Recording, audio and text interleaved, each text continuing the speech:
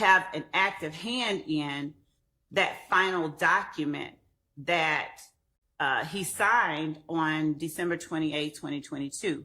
It points not only, it demonstrates not only the inconsistencies of Mr. Sledge's testimony, but his outright perjury regarding his purported lack of ability to have any say in what that final document asserted that he signed. And we are back. Thank everybody for tuning in. We appreciate you. Go ahead and smash the like button. You know it's going to be a good video, so just go ahead and touch it, tap it, smash it, however you want to do it. We appreciate that. Y'all, as you can see from our coming up, DA Love, she's already dropped the P word on Want Sledge. She said he perjured himself. Y'all, I think they might be gearing up, maybe not during this trial, but I think they are probably gearing up to lay some charges on Want Sledge. Remember, he is facing 30 to 35 years if he does not comply with the terms of his plea agreement. It looks like DA Love is already putting the pieces in place to say that he did not comply. So today was a lot of evidentiary hearings. You're going to see this whole thing where they talked about Want Sledge. And you're also going to see before that, you're going to see another thing that they argued about the different components of the RICO trial. So this is a sit back, relax, y'all. Sit back, relax. If you haven't hit the like, comment, subscribe. Let's get into it. Oh yeah, one more thing. Something happened last night where they had to change the seating arrangement in court today. We don't know what happened. We just don't know. But we know that it was some kind of incident that caused the seating arrangement to be changed. So look out for that as well. All right. Does anybody have an issue with anything that occurred over the course of the evening that y'all need to bring up with me? Or is everybody fine?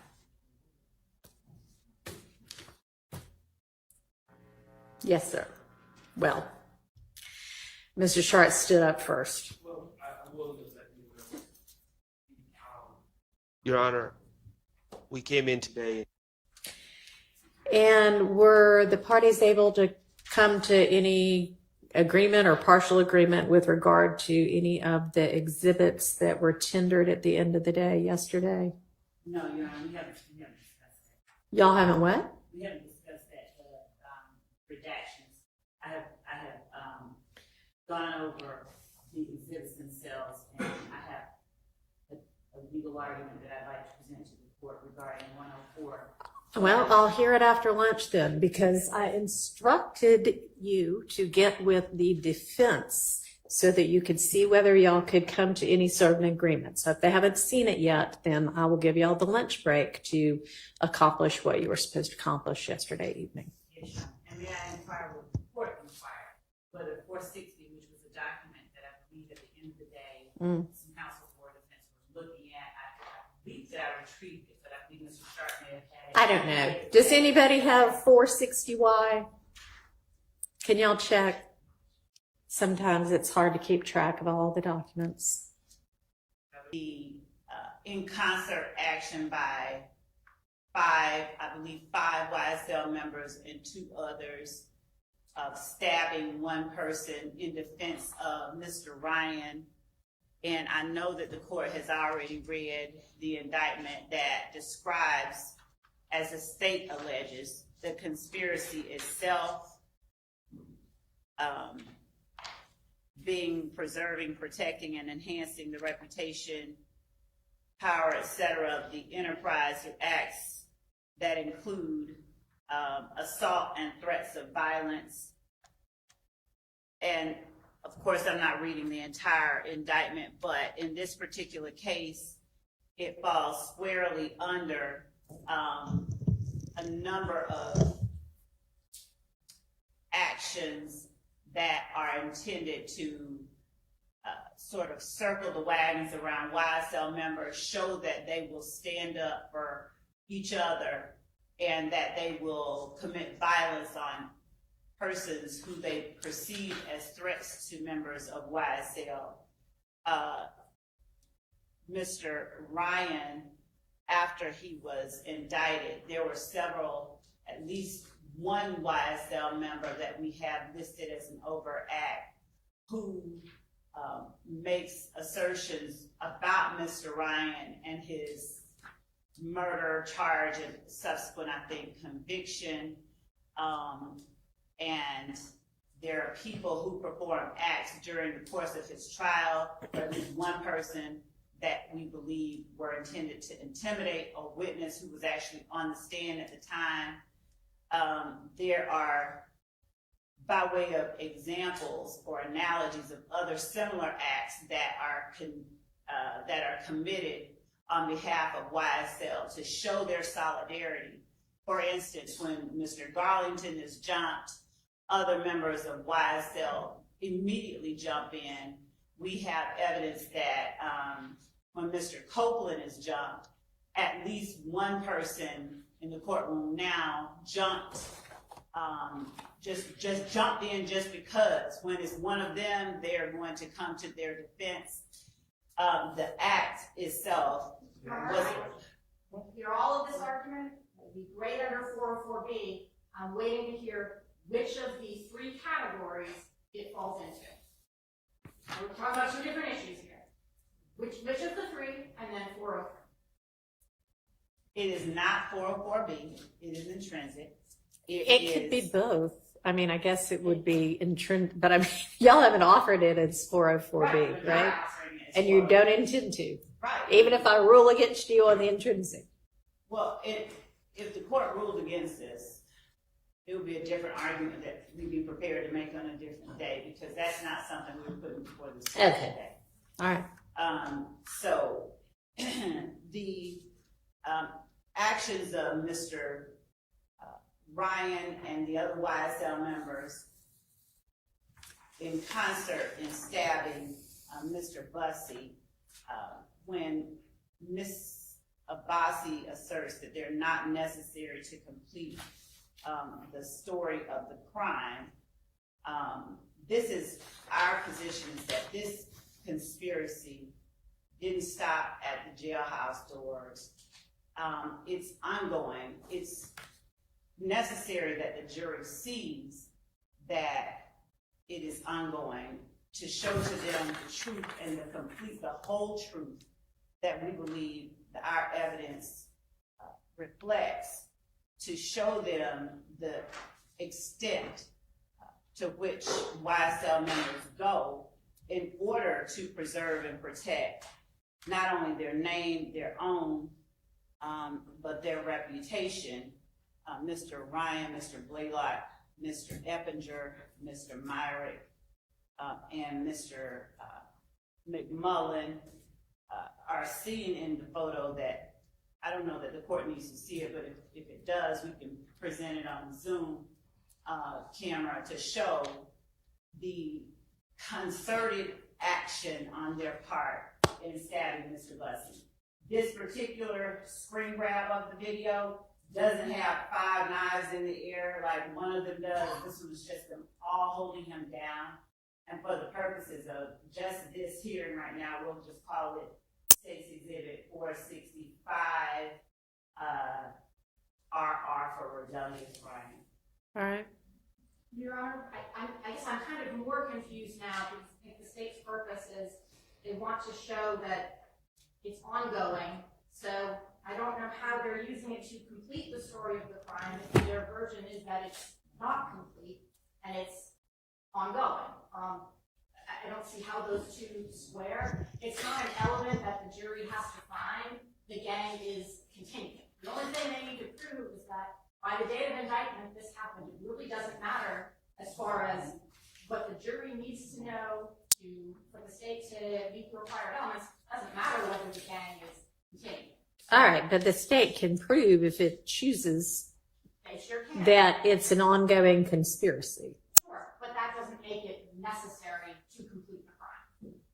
Well, necessary to complete the story of the crime. And I guess the story of the crime is Ongoing and continuous conspiracy that is YSL, its enterprise, and the members committing these particular acts and crimes for the purposes listed in the indictment under the definition of the conspiracy itself. And this act is not something that is obviously relevant to the issue of whether or not the defendants are or are not guilty of count one in terms of what we're alleging that they conspired to do. It certainly would be an overt act under the definition of overt act of count one. So it would go to prove count one as to each of the defendants. It's therefore relevant, highly relevant as to that particular issue. It's presumptively, of course, the court is the gatekeeper, but under 402, because of its relevance, it's presumptively admissible. Under 403, Your Honor, there's nothing about it that is so substantially more prejudicial than probative, given its highly probative nature. Do we have the Zoom up here? Then we pull it up and put it on the Zoom. Considering it's coming, we're not in yet. All right. Ms. Adasi, can you remind me, and I don't know which one of y'all cited Murphy. Was that you, Ms. Adasi? The part about integral and natural part of the witness's accounts of the circumstances surrounding the offenses, which factor did that go to? I specifically did not cite that case. I did discuss whether it would be integral and natural part of what happened. I didn't cite to Murphy. Okay, well, maybe it was just one I did want to touch on one thing the state said, because I think we're getting into dangerous territory. The state said that this act in and of itself could constitute an overact to support the verdict. Well, now we're talking about trying to prove the charges against the defendant based on something not in the event. Well, and you know, that's an issue that I've got written down here as something that y'all owe me law on, whether an overt act not listed could be the sole basis for a conviction. Right, we do, and I think at some point. Still waiting on that law. No, we actually, I think at some point, and I might be wrong about this, but a contrary position was presented, and whatever case was cited, did not support that position, and we have affirmative case law that we presented in the form of a brief to the court. All right, will you go ahead and get that filed can you get it filed? When can you get it filed? By Monday? By Friday? All right, by Monday.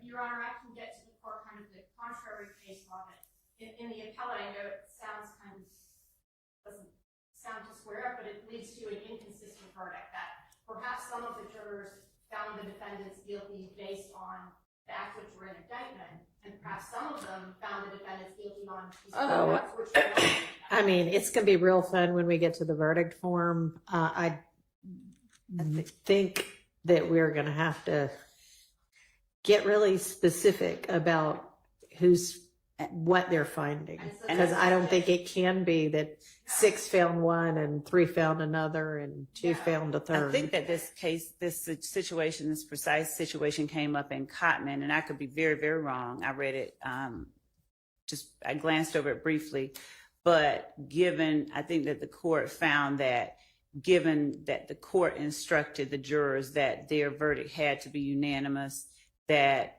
it did not present a reversible issue. The defense argued, or the appellants had argued, that there was no way to tell whether or not they all agreed on the same overt act. But in giving the court the brief that we intend to present, I think we can address that as well. I think that part is easily All right, addressed. so that'll be 2 different issues. Can an overt act that's not listed in the indictment be the sole basis to support the conviction? Mm-hmm. But then there's also, does the jury need to find unanimously this overt act, specific overt acts? Do they need to delineate which overt acts they are unanimously finding exist to each defendant? Right, and I think that as it relates to our previous discussion that the court said we would address a little bit later, you know, whether we number them or whatever.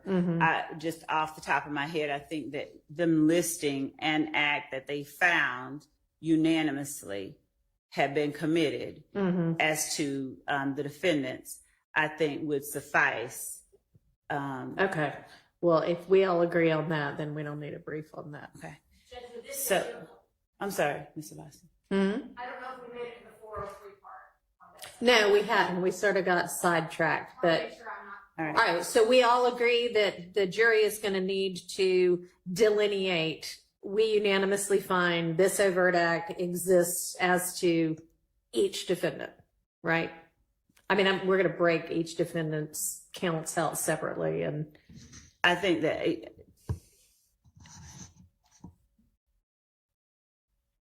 I agree, but think that. will, and to make certain that we present clearly to the juror, to the court, we do believe, yes, that the jurors have to make a unanimous decision as to each defendant and as to their overt acts, but as to whether the overt act it finds as to one unanimously has to, you know, deal with the others. I know. I mean, it can be wholly entirely separate as to each defendant. It needs to be a separate determination as to each defendant. Yeah. But for each individual defendant, does the state agree that the jury has to unanimously find two overt acts, one of which needs to or happen within the statute of limitations? We agree they have to at least find one Okay. that happened within the statute of And limitations. it needs to be unanimous that, let's say they all find overt act 66, whatever that is. I believe it's safest that they find Okay. unanimously. Okay. All right, And then I don't need law on that because we'll just do that the safe way, whether it needs to happen that way or not. Okay, so back to, so I still will need by Monday whether an overt act not listed can be the sole basis for the conviction. And now we will go back to to what we were talking about, which is this The intrinsic. allegedly intrinsic act. So Mr. Ryan, given Mr. Blaylock is not here, but I will, since they were the two that were charged with the murder in one of the overt acts listed on the indictment, Your Honor, Mr. Ryan and Mr. Blaylock have entered a plea of not guilty to count one. And they are obviously charged with committing an act of violence against a person as alleged in the indictment in a manner that furthered the interests of the enterprise in the conspiracy. The three, I guess, points that Ms. Abbasi referenced in her brief were that the intrinsic or the act needed to arise out of the same transaction or series of transactions as the charged offenses necessary to complete the story of the crime, or is inextricably intertwined with the evidence regarding the uncharged offenses. And there is an or, so it does not have to be all three of them. So given that the jury will hear evidence of Mr. Ryan's and Mr. Blaylock's concerted efforts as they related to Mr. Holmes, they will hear evidence of Mr. Ryan's actions after the murder of Mr. Holmes. They'll hear evidence about their connections to YSL, but the fact that you have other members of YSL acting on behalf of Mr. Ryan to support him in a violent way against another person whom they allege only messed with Mr. Ryan's commissary, stabbing him just because he messed with Mr. Ryan's commissary, show the extent to which members of YSL go to to assert their dominance, even in a situation like the Rice Street jail. And to protect one another, to show that you don't mess with one of our own.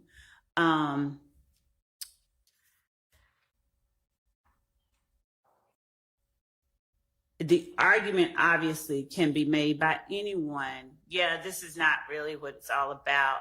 But in terms of what the state is required to prove beyond a reasonable doubt to the jury, we alone bear that burden, given that it's evidence that there is violence committed on behalf of a member of YSL by members of YSL. We believe that it shows that the gang itself conducts itself in a particular way, and that the... Okay, let's stop interrupting though. I mean, I assume she'll get to it at some point.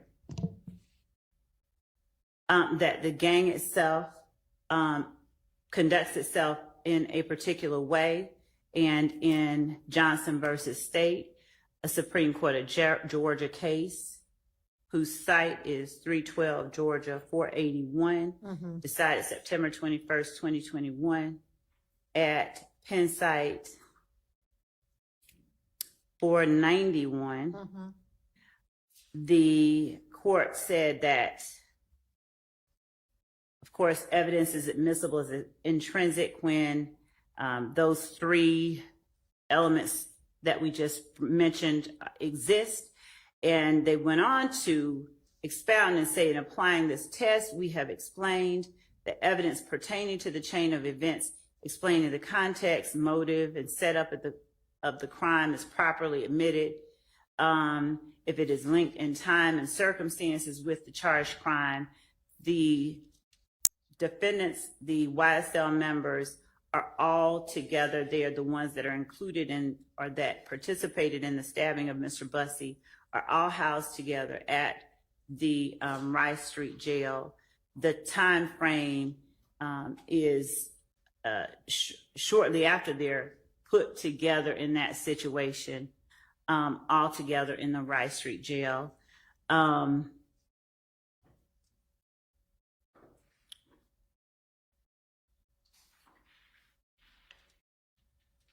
In this particular case, in Johnson, it has a set of circumstances that are not exactly the same as this, but we believe are analogous in many ways.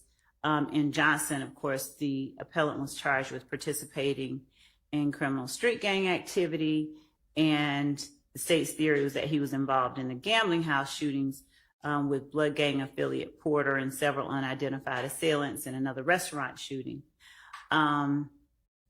The evidence related, as the court found, to the Boulevard Place shootings added significant weight to that theory because the evidence was linked in time and circumstances with the charged crimes, and one victim was a member of a violent gang. We are not alleging that it is on all fours with our particular case, but to the extent that the Johnson court found it pertinent to say that the intrinsic act, or the act that the state alleged was intrinsic, added significant weight to the state's theory for these reasons, we believe that that is analogous to our case as well, with 5 people, 7 total, acting in the same, overacting with an extreme amount of violence on behalf of one person whose connection, we believe, with the 5 YSL members is just they are all YSL members and they are acting protectively towards him. We have, we believe that that incident adds significant weight to our theory of the willingness of YSL members to participate in that enterprise in a manner involving violence to protect the dominance and the members of the enterprise and the gang itself. So the court found that even though the state didn't charge appellant in connection with the shooting, evidence of the incident was relevant to disputed issues in this case. So as Mr. Ryan has entered a plea of not guilty to count 1, conspiring to violate the Racketeer Influenced and Corrupt Organizations Act by participating in YSL through these acts or conspiring to participate in them, then evidence of the involvement of Mr. Blaylock, Mr. Ryan, Mr. Eppinger, Mr. McMullen, and Mr. Myrick, all of whom are also charged in this indictment with the conspiracy. Evidence of Eppinger being charged with the shooting of an officer, evidence that Ryan, who was promoting YSL while in prison when Eppinger got a bond for shooting at the police, that Blaylock is a co-defendant on the murder of Mr. Holmes, which is an overt act here, and that Demise McMullen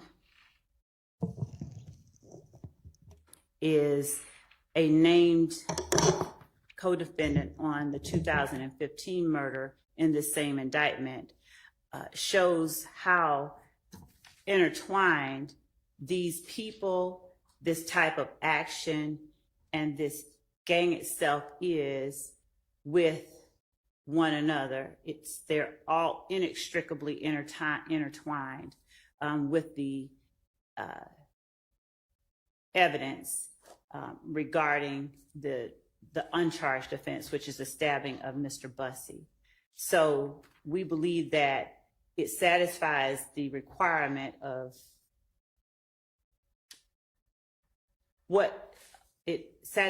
requirements of being an intrinsic act. Okay, which of the 3? The third one, we believe is the strongest in that it's inextricably intertwined with the evidence regarding the uncharged offense. No, it's the charge. It should read the charged offense, right? I mean, it needs to be inextricable, right? Yes, that the Just case typo. is citing it wrong. Yes, thank Yeah. you. So- And that being count 1, the conspiracy. So,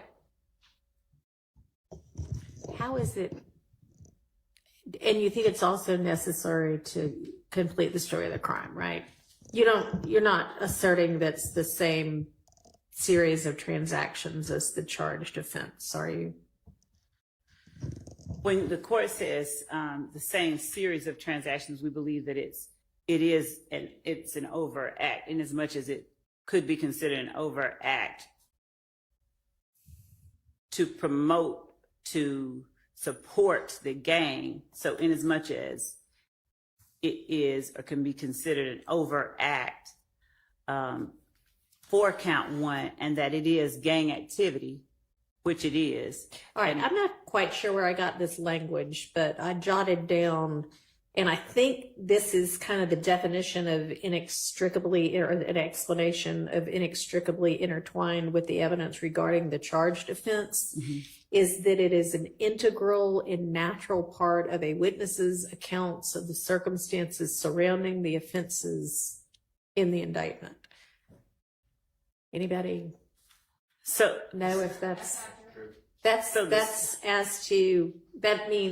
explanation for what it means to be inextricably intertwined. I think that came from Murphy. That's Williams versus State, 302 Georgia 474. Cited in the brief. What year it was, Williams? 2017, it's cited to 11th Circuit. Okay, and I think that language is also in a Court of Appeals case in 2020.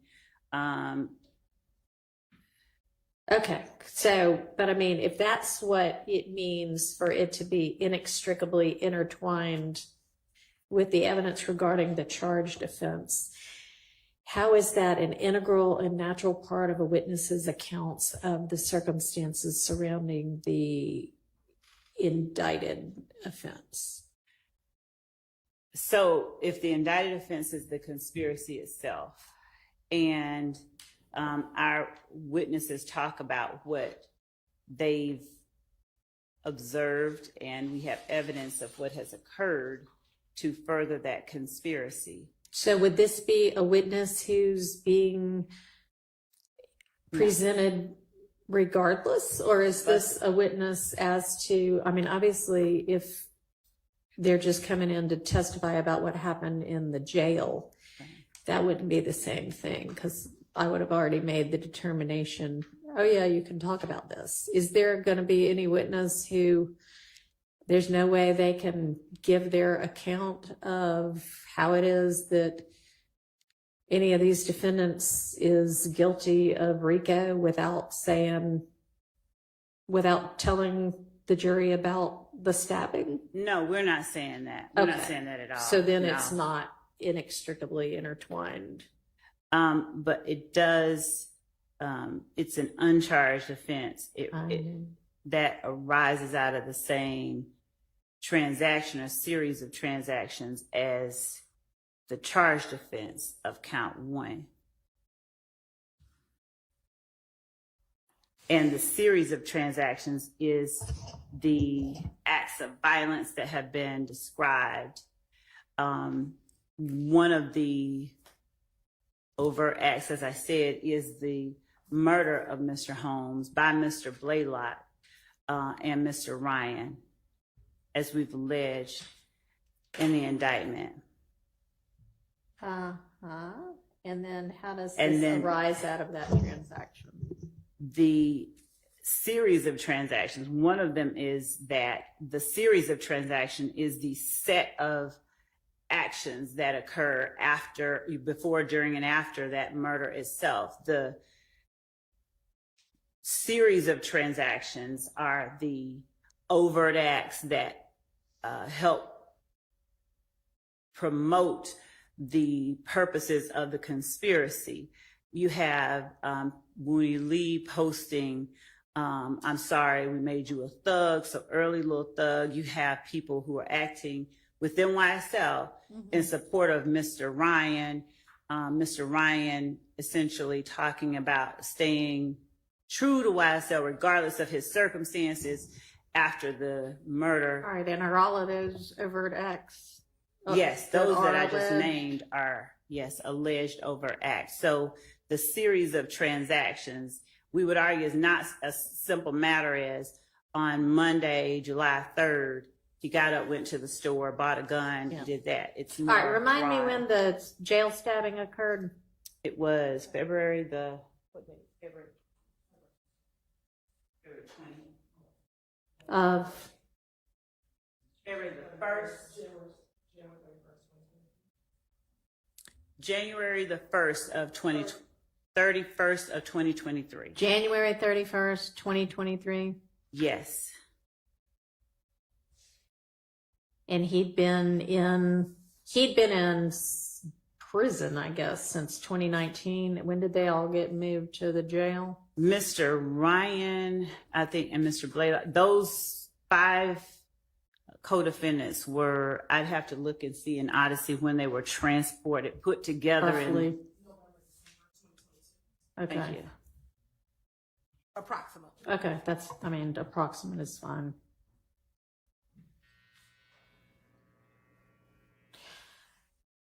And also, Your Honor, under 104, and I get that we are still hashing out whether or not it's intrinsic. Once the court makes that determination, and we believe that it's clearly intrinsic regarding the conspiracy and the gang itself, there's another argument in support of its admission and use at trial that we make under one of the other rules of evidence, but not until we finish this part.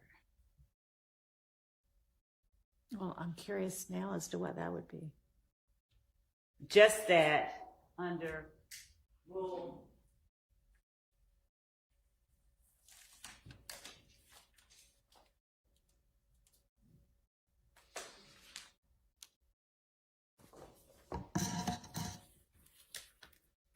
And I'm also curious about how the court will see or not see this position that I'm offering. But under 24-1-104, which specifically deals with the court handling the admissibility of evidence and the court's determination of it. 24-1-104E expressly says that this code section shall not limit the right of a party to introduce before the jury evidence relevant to weight or credibility. And so to the extent that part of our evidence, and it doesn't, speak to the weight of the evidence of the murder, but we believe that it substantiates and it corroborates our assertion via the overt acts that we have listed, that there is this conspiracy and that there are efforts that are continually made by members of YSL to support and protect one another and to advance the dominance and notoriety of the gang through acts of violence and assault. All right. Well, I do not think 104 has any bearing whatsoever on whether y'all can admit it before the jury. So, okay. See, I knew. Okay. So that takes care of that one. All right. Do you have any, can you look, if you haven't yet, for any case law that deals with kind of a similar set of facts? Mr. Atkins is shaking his head, yes. Since he you is. can look for that. Oh, that is, we definitely can. I was just trying to make sure that I fully got what the court was saying. So in saying the same set of facts, is the court speaking that specific as to, somebody jumping somebody? Well, I mean, yeah, ideally, if you could get that, that would be great. But no, it doesn't have to be that specific, but something that deals with gangs and or RICO, because what I hear you saying, or what I think I understand you to be saying, is that part of why this is intrinsic is because it's necessary to give a full story of how YSL is this ongoing criminal enterprise that uses violence to protect their members. Right. Am I understanding you correctly? You are, and to assert its dominance. And in support of that, I also say that each of the members of YSL, Blaylock, Eppinger, McMullen, Ryan, and Fleetwood, had all, I believe all of them had been brought in from prison for YSL related offenses that they had been convicted of. Eppinger had been sentenced to prison off of a probation revocation for an armed robbery after he shot Officer Rogers. That was a YSL related incident. Mr. Fleetwood had been brought in from prison after shooting at Milton Howard, who at the time was driving YFN Lucci's vehicle with tinted windows. So the argument obviously could be made. He didn't know it was Mr. Howard. He knew it was an ops car. So all these people are all incarcerated because of YSL related offenses. And then you put them all in the same little area and they are once more acting as one single bullet against somebody they believe is a threat. But I can and we will look for a case on all fours with this particular set of circumstances. Okay.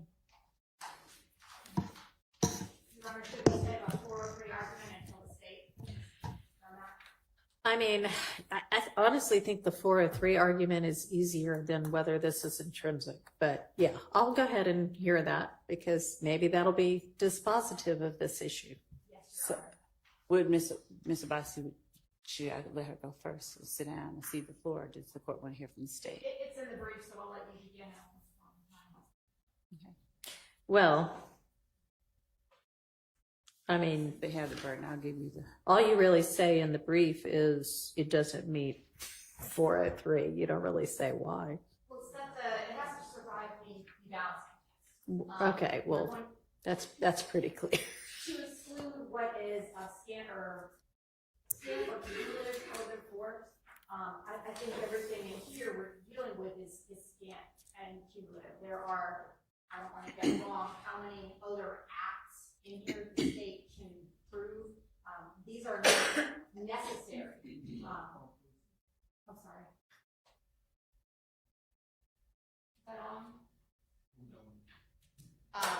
That in the 403 analysis, the court should determine the prosecutorial need, degree of similarity, and temporal remoteness.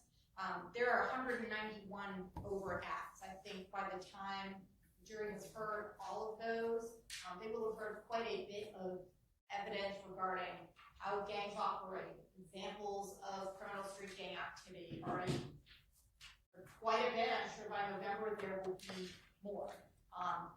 Don't think there's any prosecutorial need to be coming up with these things additionally. There's plenty. Your Honor is able to exclude evidence which is cumulative, which is of course prejudicial, and a waste of time.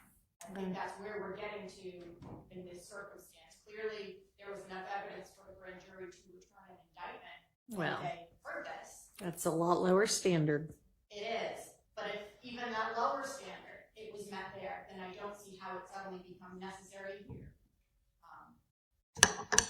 Okay. Oh. Go ahead. Judge, I've heard, and everyone I believe has heard a lot about the notion of the evidence being cumulative, as if there is a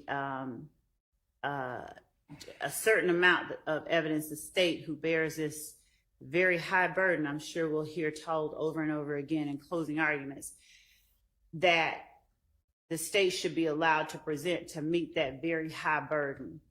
And I don't believe that cumulative evidence means proof of a different kind to show or to prove the same act.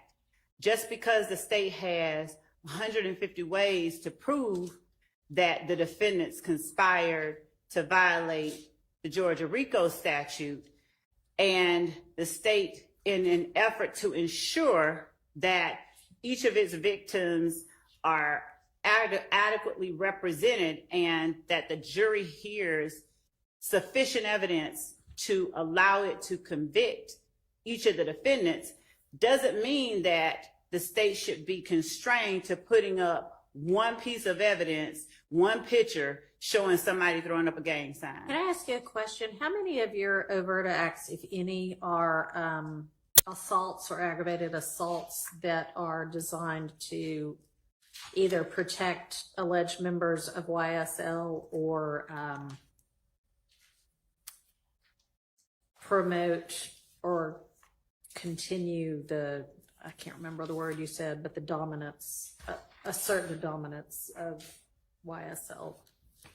As it relates to Mr. Ryan, or just in general? In general, since the argument is this is done to protect members of YSL and To assert their dominance. assert the dominance of YSL. Okay.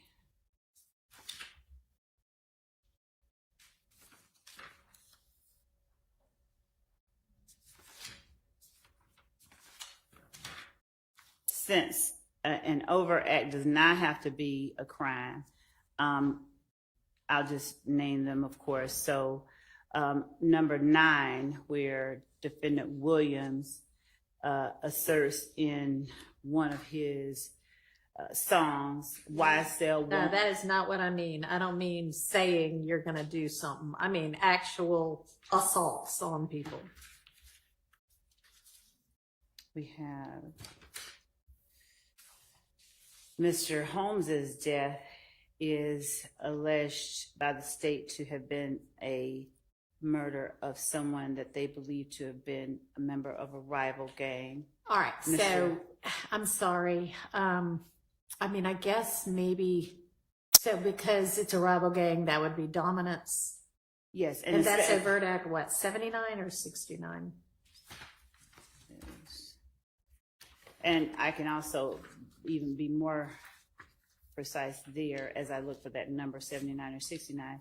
Mr. Drinks's murder is alleged to have been a direct retaliation for the death of two people who were associates. Your Honor, I'm sorry. I'm just trying to 69.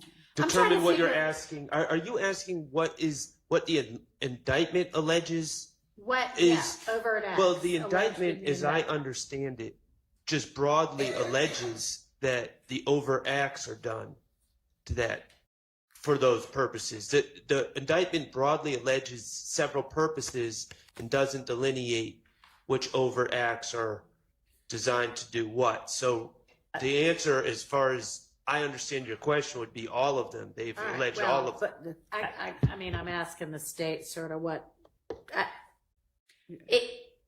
appreciate that position, but I think I'd mean it a little bit differently than that. And yeah, sure, they could end up saying every one of these does all of these things, but I'm kind of asking them to be focused on aggravated assaults, obviously, or worse, murder, that are for these very specific purposes. so to answer your question about the number for that murder, it was overt act number 79. All right.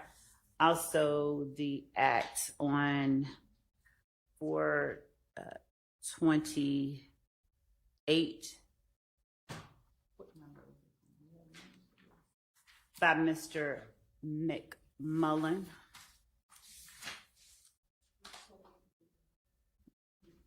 Overt act number April 28. April Oh, 28th. okay, yeah.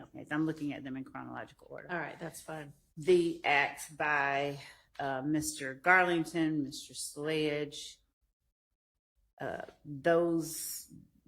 act of shooting Miss. Are we talking about things like rival gang type incidents? My understanding of what the court said I is just what want to know what acts the state's position is. that were done to acts of violence done to promote either the notoriety or to protect the members of YSL or to promote the dominance of YSL. Okay. So the shooting, we believe, by Mr. Winfrey of Lil Wayne's tour bus, which would have been a different one. It's encapsulated in 39 and 40. The shooting of Mr.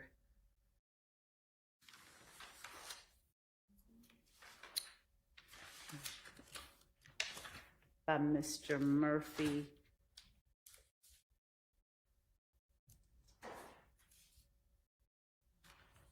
On April the 12th.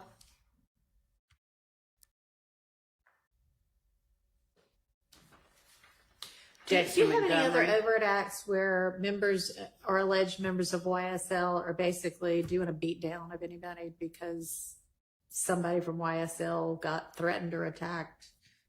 We have of other ones where they're shooting at other members, and we Okay. have where they, for instance, Mr. Kendrick and Mr.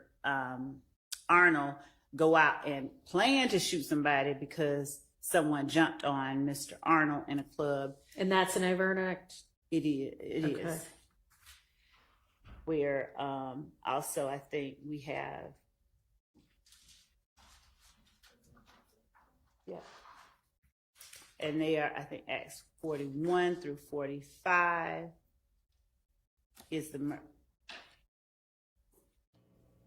Okay. This is the murder All right. on the 28th that or the aggravated you. assault that I talked about. Okay. All right, well, y'all see if you can find me some more on-point factually case law, please. Okay. And Is the I know court, y'all want a decision, but that's so, we're going to come back to it yet again. And Your Honor, in terms of the number of acts that we've enumerated in here, does the court want specifics or just the number? Yeah, that's right. I mean, you've told me enough. That's fine. Okay. I mean, it's not like that's critical to my determination. Okay.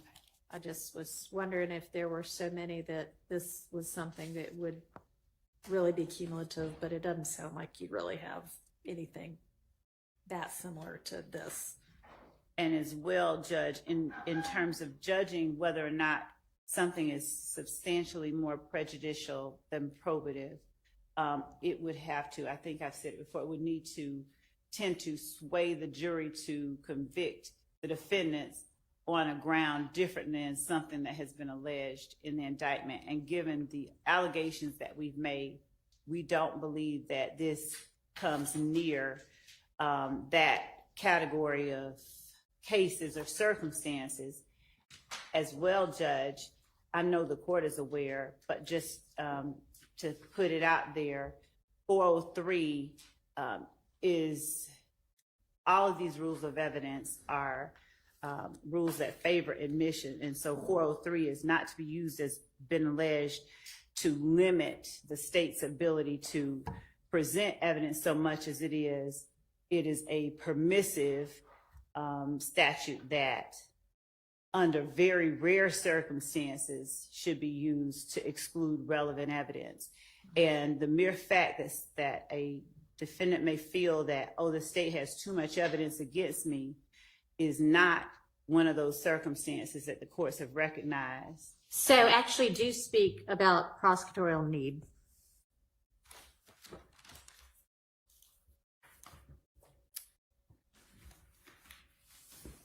To the extent that the argument throughout is that YSL is a gang, that everything that has been, that YSL is a music label, that everything anybody does is just their own independent act that has nothing to do with YSL from day one, from openings throughout up to even now.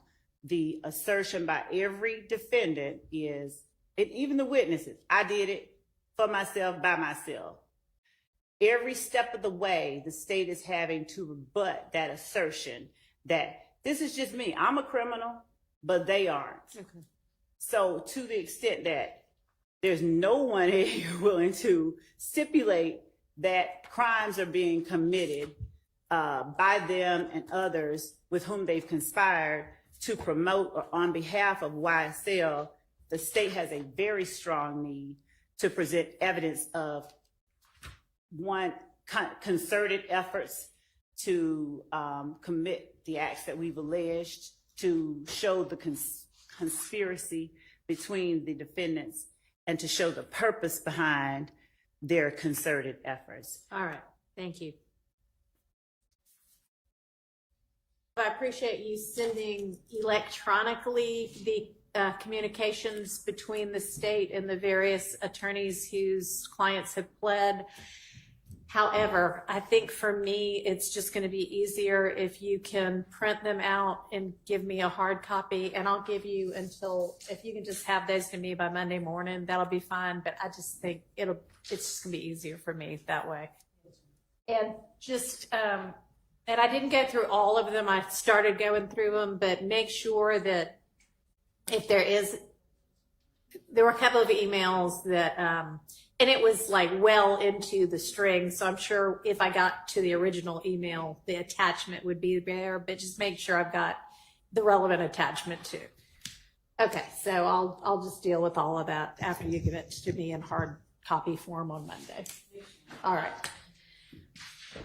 Did y'all get an opportunity to try to come to any sort of an agreement, if there is any, on those items 451Y through, I think it was 455 or so, and then 460Y?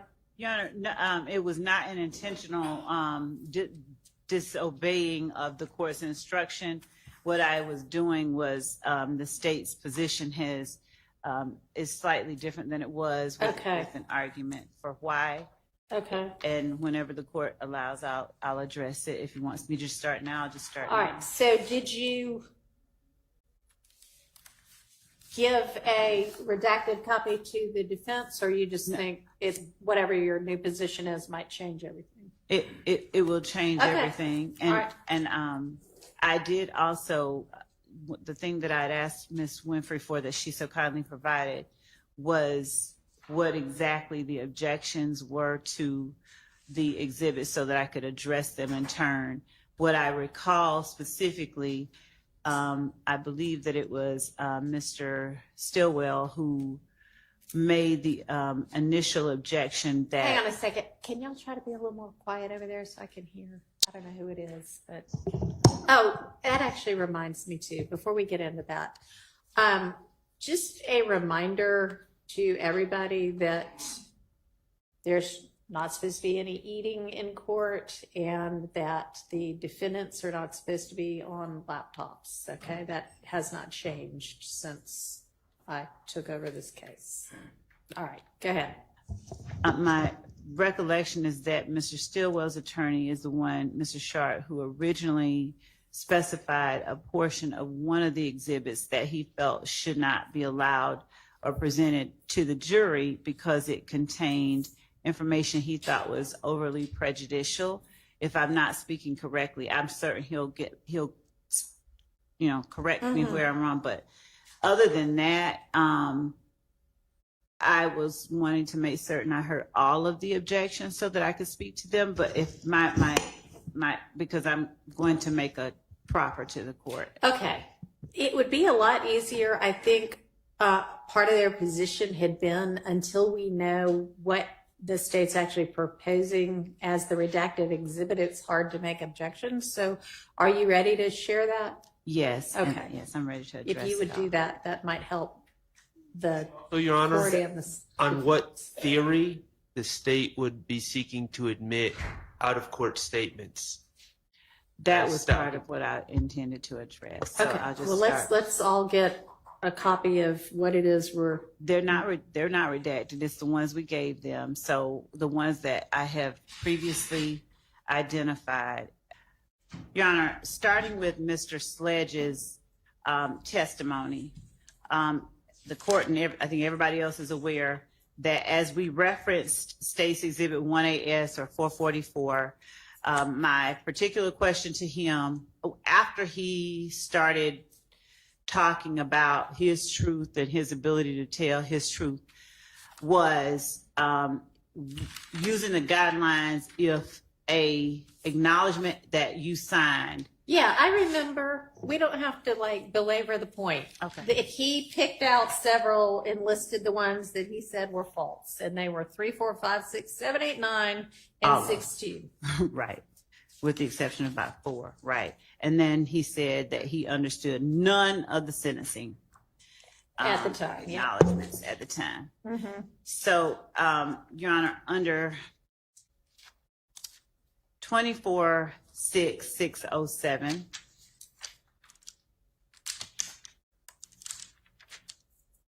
OCGA 246607, Your Honor,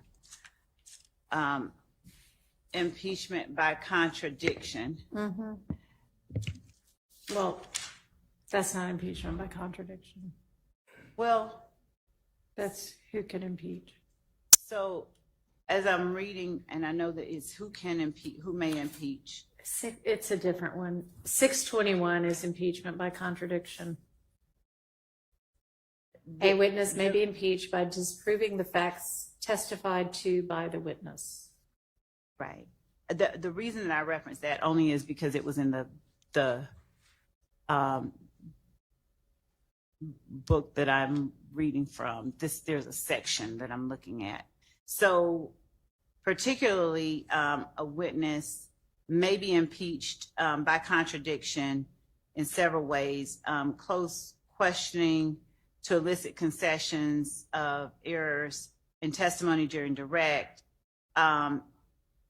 questioning a witness about the substance or implications of evidence already produced during the case to suggest contradictions, confronting the witness with his or her own contradictory prior statements, or calling another witness, or introducing other extrinsic contradicting evidence. Generally speaking, the admission of extrinsic evidence for contradiction impeachment is restricted to non-collateral matters, so that evidence that impeaches by contradiction and is not collateral can be both substantively admissible as well as admissible for its impeachment value. And that is coming from Baylor, BEHLER versus Hanlon, HANLON, 199 FRD 553, and then the parenthetical is surveying numerous commentaries.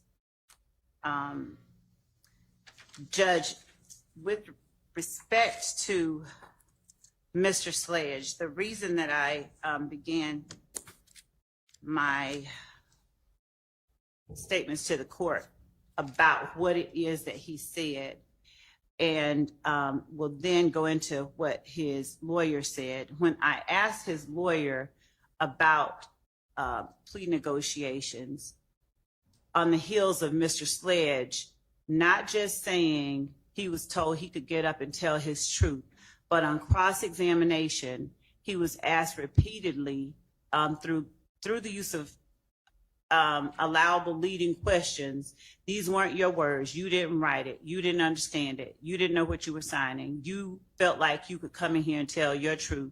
You signed it regardless.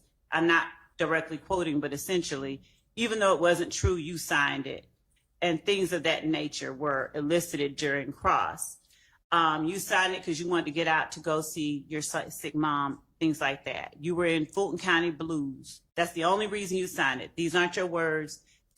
These are only the state's words. So all of those questions were intended to attack the credibility of the veracity of the statement that Mr. Sledge made on December 28, 2022, when he signed the plea agreement.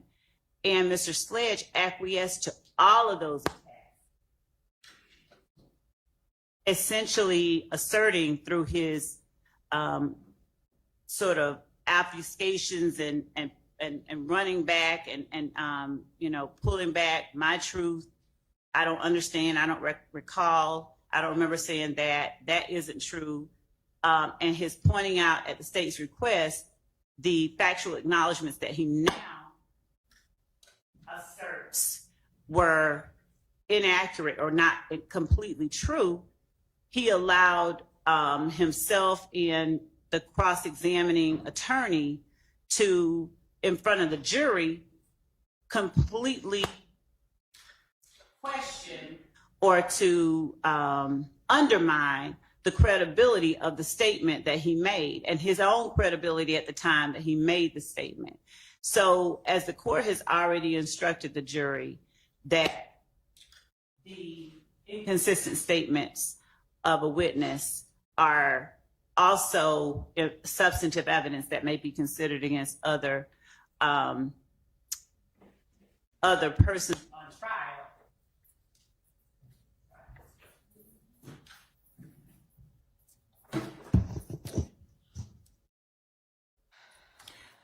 Can the court hear me okay? Yeah. All right.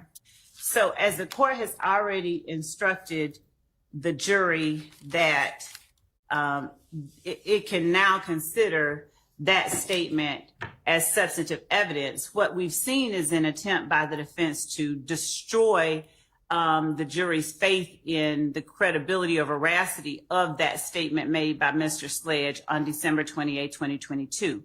So when questions were posed to his attorney regarding Mr. Sledge's understanding of those acknowledgments and sentencing agreements, on the one hand, after he made clear that though he's a friend of both sides, he's a defense attorney through and through, Mr. Wright, though he did clear it up, he seemed to, his answers on cross-examination, there were some things that were not true. There were some things we didn't agree to. He was kind of vague with it, and it took belaboring point by point for him to even acknowledge, hey, number 3, number 8, these are the only 2 anybody took issue with.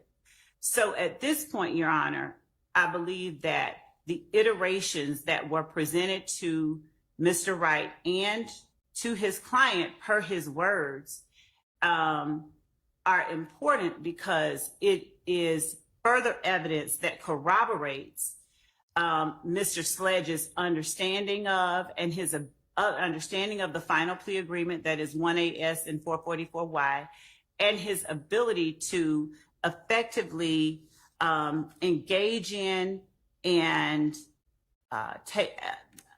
have an active hand in that final document that he signed on December 28, 2022. It points it demonstrates not only the inconsistencies of Mr. Sledge's testimony, but his outright perjury regarding his purported lack of ability to have any say in what that final document asserted that he signed. It is illustrative of the fact that he actually did have the ability to tell the state what he felt wasn't true and what parts he wanted changed. And I think that our position is that it is relevant in showing or allowing the jury to judge the credibility of statements Mr. Sledge has made on the stand versus the credibility of the statement that he made on December 28, 2022. The statute that I cited earlier, it substantiates our position that the representations that Mr. Sledge made under oath on December 28, 2022 were part of a long and detailed negotiation and refinement that Mr. Sledge himself took part in. I think at this point, 24-1-104 might become relevant. That's the one I brought up earlier that didn't have any bearing on what we were talking about. But inasmuch as 24-1-104 speaks to the code section not limiting the right of a party to introduce before the jury evidence relevant to weight or credibility, we believe that this particular evidence allows the jury, it is pertinent evidence that they should be allowed to see, to understand fully what was put before Mr. Sledge, what he did dispute, what he did not dispute, and so that they can compare it with what he finally agreed to and make a better determination about the truth of the statements he made on December 28, 2022. I think that the argument that some of the statements, the allegations made by the state, those are things that one way or another may be asserted in any event.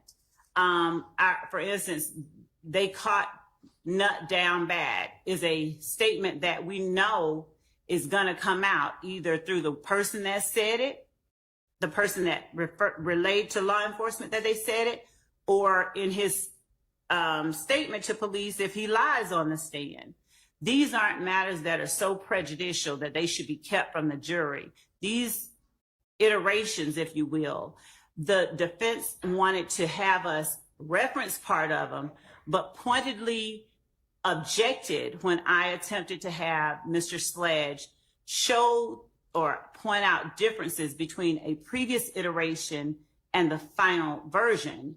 That previous iteration was not circled there. It's one that I have because I did not tender it as a marked exhibit. They actually objected to my calling it a previous iteration. And I think in attempting to keep from the jury, not just the previous iteration, but the number of them and the changes that were made and requested, and the changes that were not requested, as is reflected in 460Y, we're keeping from the jury very relevant, pertinent evidence that in no way substantially prejudices either defendant through its admission. So I believe that an instruction that these are assertions made by the state, essentially questions that they ask the witness, then defendant, are these true? I initial them if they aren't, tell me what changes need to be made, and that they are not to consider as true from this witness or take as statements by this witness anything that doesn't appear on state's 444Y, and that they should look at state's exhibit 460Y as substantive evidence of the defendant through his representative of what he was calling true and not true at the time that the state presented him the iteration that came just before it. So it allows them to put in context Mr. Sledge's factual acknowledgments and sentencing understandings that he signed. I'm going to get copies made all of these. Yes, Your Honor. All right, so I think that, you know, there's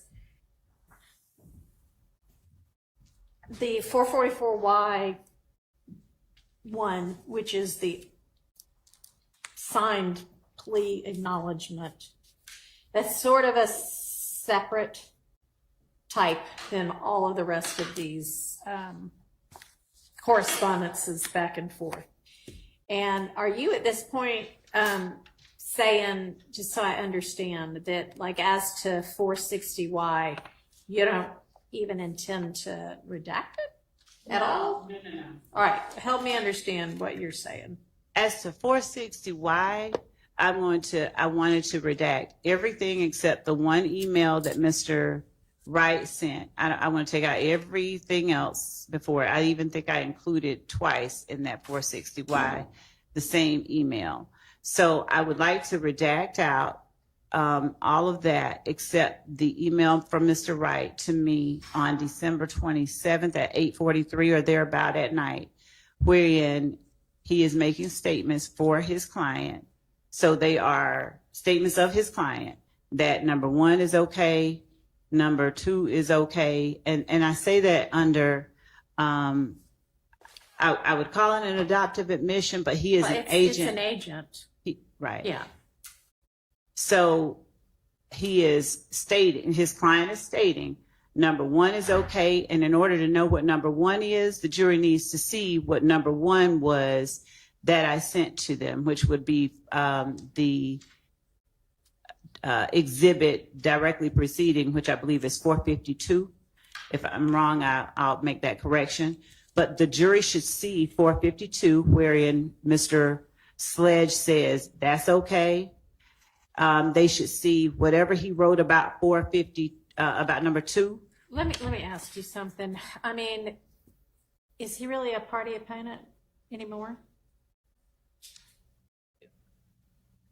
He was. But is he now? Because admitting it in this trial now, is that an admission by a party opponent? Oh, you mean in terms of the... You're saying, you know, this is a statement by Mr. Sledge's agent, which it is, but would that get admitted under the admissions by a party opponent exception to hearsay?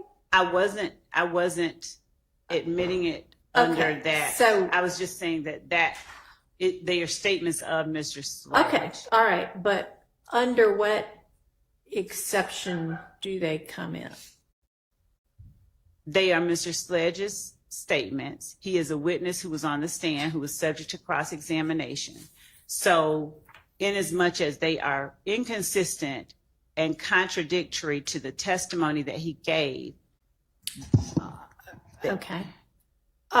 So I can see 444Y coming in as a prior inconsistent statement because he definitely testified inconsistently once he was on the stand to what he said in that document, which admitted as factually true all of those things that he initialed. Right. So that's a separate item, and I'll hear argument on let's deal with that one. 444Y. Is it my turn? Okay. So don't talk about the rest of them until we get past. Not yet, because I think this is kind of separate than the rest of them. Okay. Because it's a different type of document. So do you want to say anything else about that? You saying it's a prior inconsistent statement and it's impeaches him by contradiction. Yes, and it corroborates the state's position and Well, I know why you want it. Corroborates the state's position is That- not a hearsay exception. Right, I understand that. Yeah. So why does that not come in Okay. as a prior inconsistent Your statement? Honor, first, I just have to address one thing. Okay. And I'm sorry, I'm not trying to be a whiner. This is exhausting because every time we are on the same page and Your Honor seems to direct us, things somehow get relitigated. We were up at the bench and we all looked at 444 No, 444 is a different one, but yes, 451 through 6 and 460. are we talking about the emails right now? Or are we talking? No, what I wanted to talk about right now is the actual final plea Okay. acknowledgement. So I'll address that. Okay. We all talked about this and we determined what would be admissible as prior inconsistent statements. And the state was allowed to read and confront, and he acknowledged that he signed. So he never said he didn't sign those things. He explained it. But those factual acknowledgments on the 1AS, which I think is 444Y, were read into the record and fully litigated. And we not only heard from Mr. Sledge, but then we heard from Mr. Sledge's attorney for a day. And the whole process of how everything happened was covered ad nauseum. I think the jury gets it. And there's nothing that I would understand to be gained by admitting the paper copy of what was testified to and discussed over a week with, this gentleman and his lawyer on the stand, however many days it was, that hasn't already been covered. Additionally, Your Honor, of course, my stance would be, if it were to be admitted, it would not go back to the jury because it would be continuing witness.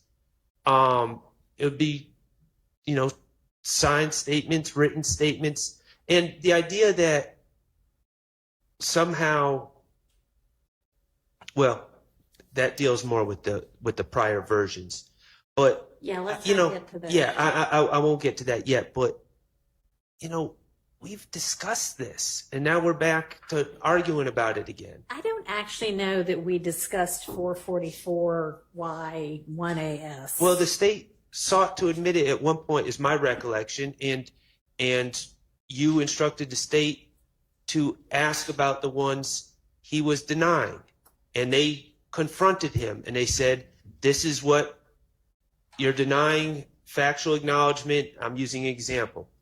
3, and then it was read, and then it was discussed, and then we went from one to the other to the other. The state was certainly not rushed in their examination of Mr. Sledge. So all this has been covered. There's no need to admit the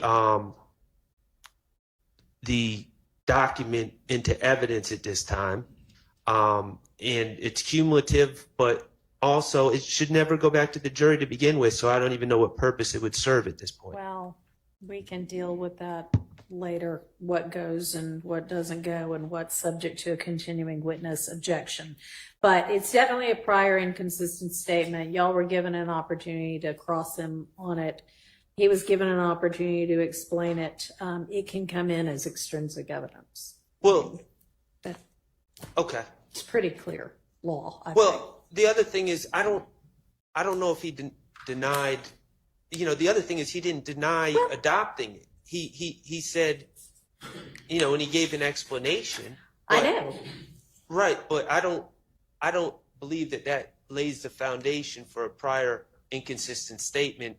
Him saying, "Oh, I did sign this, and this is why I signed it," Okay. and then so Well, the statements on the document say, every bit of this is true, and I acknowledge every bit of this. And he testified inconsistently to that with regard to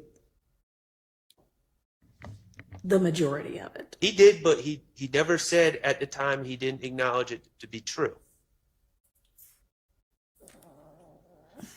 I think he did. Okay, so to me, I don't know if the entirety of it or just the parts that he denies are admissible, but does it really matter It if, does. 1, 2, and 14 through 15 come in? I'd have to really look at it, and this is, the state has not given us a proposed redaction, but Do you propose to redact that at all? No, and just as a Well- point of clarification, on the first day of direct examination, he specifically said that 1 was not true. He said that on the second day, he came back and said yes, but the first day he said no. it's interesting that Ms. Love says that, because when she actually was examining him, she misspoke and said that he adopted number 1. So now she's saying he denied it. Yes, I believe that if we're going to admit them, if the state's not willing to redact it, then it should not come in.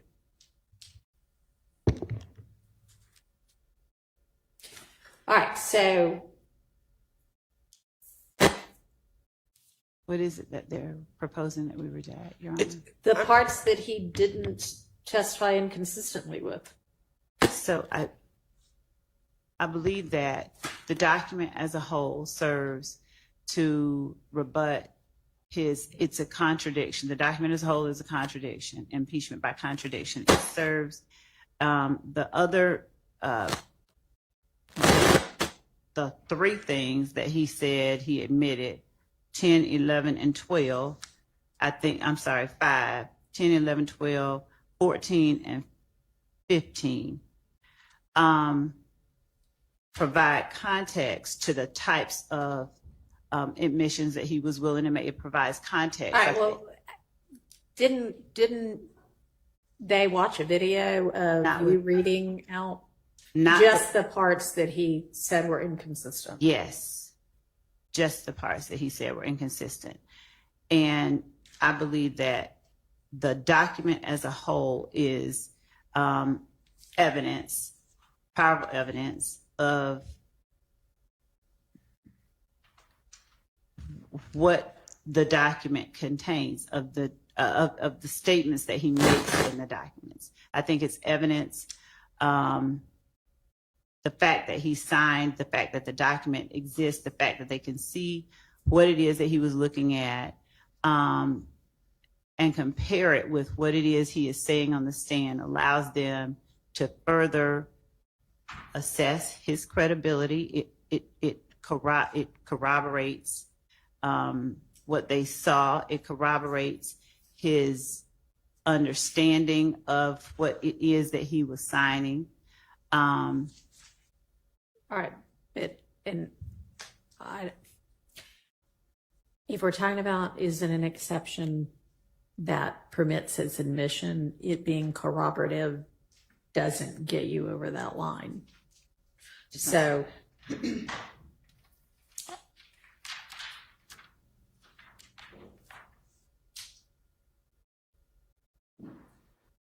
yes, sir. Okay, time, Your Honor. Yeah. Now it may be that what you mean to say is that the entirety of the document needs to come in because that's the only way they can understand it. Is that what you're saying? Yes, I'm sorry for not doing it as well as the court did. When I say context, yes, it is the only way that the jury can fully understand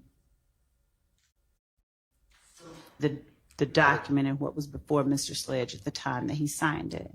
The state's stance is that the jurors can't possibly understand one factual acknowledgement about a video, for instance, without being provided another factual acknowledgement about gas stations on Cleveland Avenue.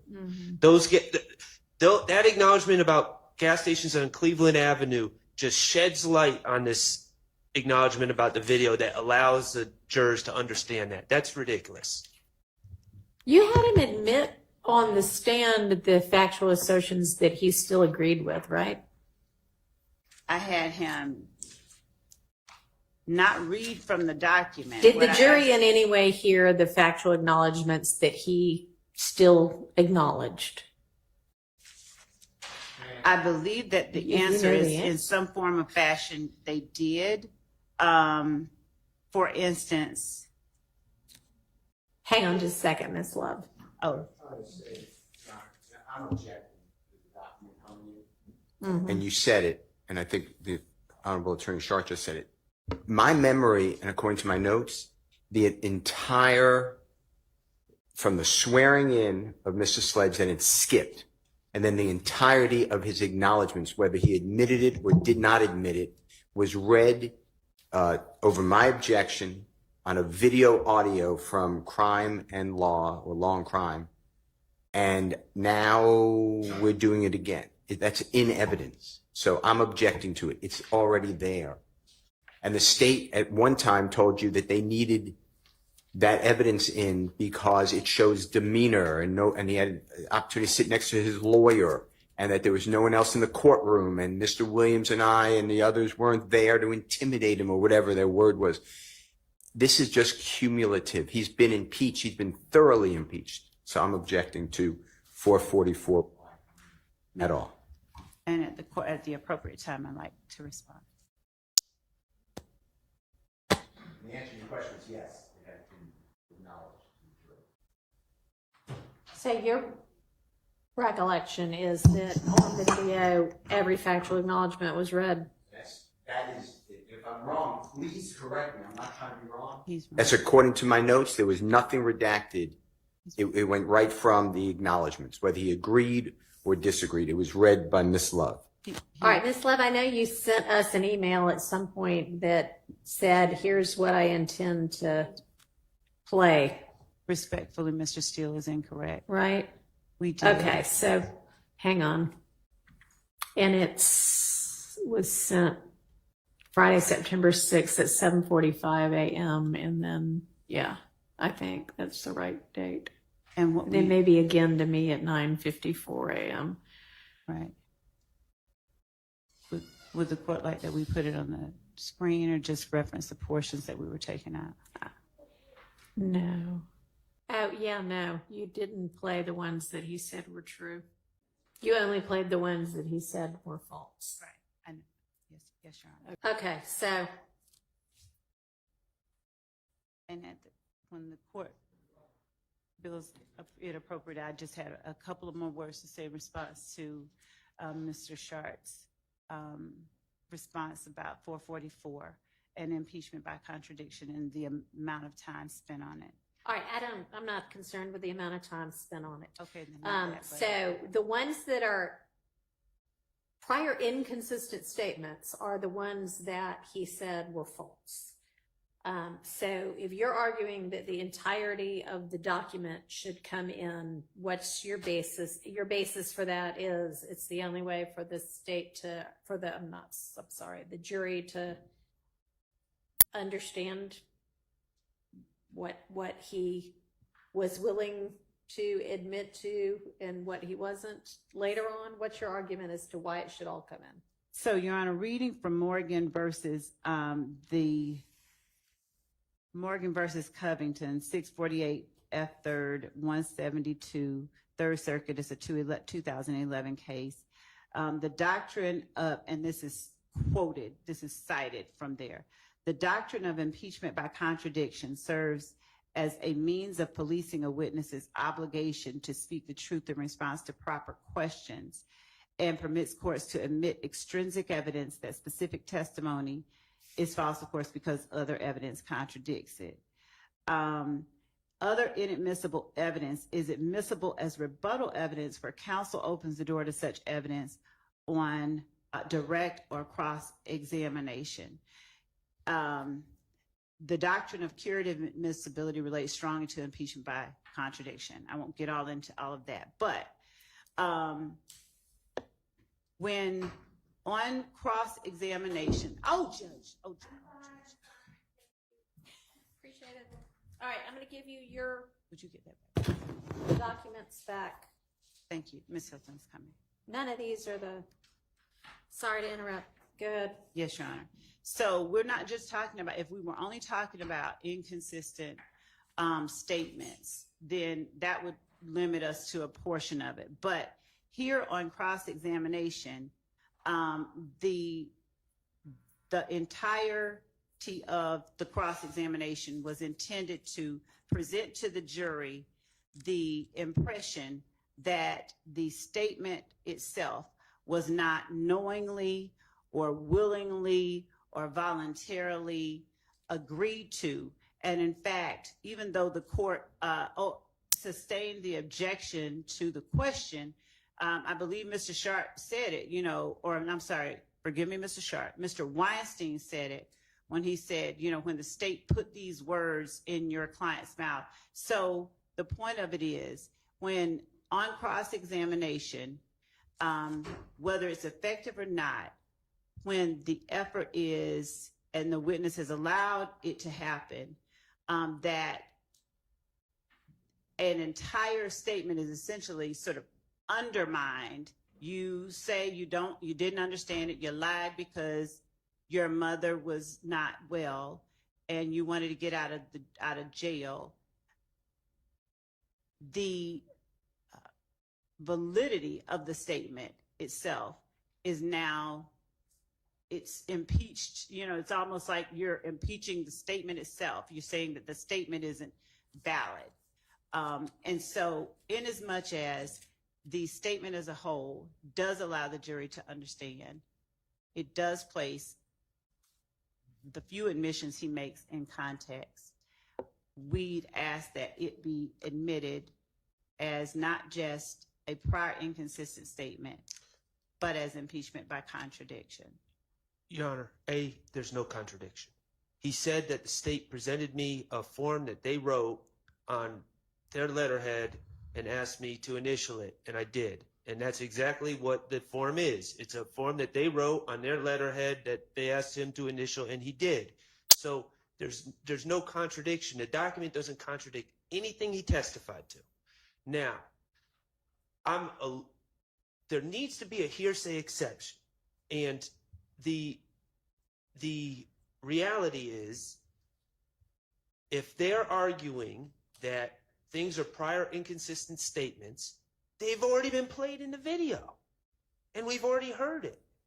And if they're arguing things aren't inconsistent, then they shouldn't be played. There's no reason for the hearsay to come in. So even if I granted to them that it's a prior inconsistent statement, we've just established that we played a video with all of that being read, the jury's watched it, and that was covered. So at this point, that form for any hearsay exception that it would fall under, that's already been covered by the video.